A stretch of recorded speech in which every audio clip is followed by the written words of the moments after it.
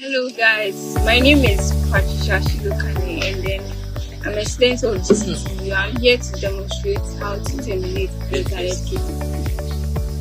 Okay, so you are going to use the shaping tool to cut off the insulating parts.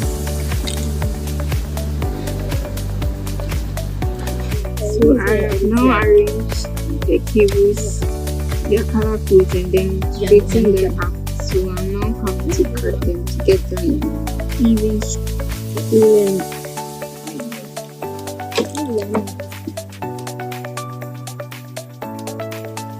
So now I'll take the RJ45 and then see the cables inside the RJ45. Yeah.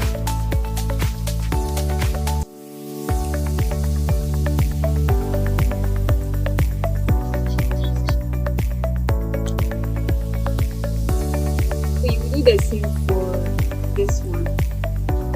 Okay, so now I am done and I'm about to test and see.